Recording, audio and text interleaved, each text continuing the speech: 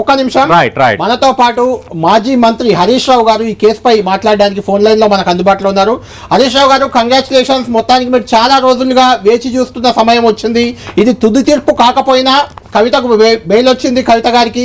అదే సమయంలో సుప్రీంకోర్టు చేసిన వ్యాఖ్యలు అది బీఆర్ఎస్ కి మోరల్ గా చాలా అడ్వాంటేజ్ గా కనిపిస్తున్నాయి. అవి ఏంటంటే, మీకు నచ్చితే సాక్షులు అవుతారు, నచ్చకపోతే నిందితులు అవుతారా, ఇలాంటి వ్యాఖ్యలు చేశారు.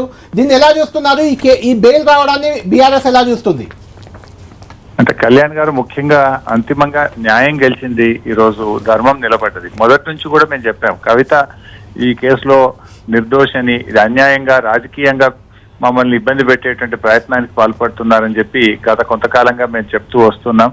సో కొంత ఇబ్బంది పడ్డప్పటికీ, ఆలస్యమైనప్పటికీ ఈ రోజు నిజంగా చాలా సంతోషంగా ఉంది. ధర్మం నిలబడ్డది, ఈ రోజు న్యాయం నిలబడ్డది. ఇవాళ బెంచ్ మీద వారు చేసినటువంటి కామెంట్స్ కూడా ఈ రోజు హైకోర్టులో గతంలో డిస్మిస్ అయినటువంటి పిటిషన్ పట్ల కూడా సుప్రీంకోర్టులో చేసినటువంటి కామెంట్స్ కూడా ఈ రోజు అందరూ కూడా గమనించాల్సినటువంటి అవసరం ఉంది. అయితే కొంతమంది కాంగ్రెస్ పార్టీ నాయకులు ఇంకా కూడా చిల్లర రాజకీయాలకు పాల్పడుతూ ఉన్నారు.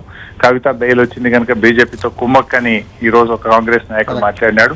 ఇది చాలా దుర్మార్గం. మరి ఇప్పుడు మనీష్ సిసోడియా గారికి మరి మొన్న బెయిల్ వచ్చింది అంటే, మనీష్ సిసోడియా ఈ రోజు ఆప్ పార్టీ, కాంగ్రెస్ పార్టీ ఢిల్లీలో కలిసే ఉన్నాయి కదా, కలిసే మన పార్లమెంట్ ఎన్నికల్లో కూడా పోటీ చేశారు.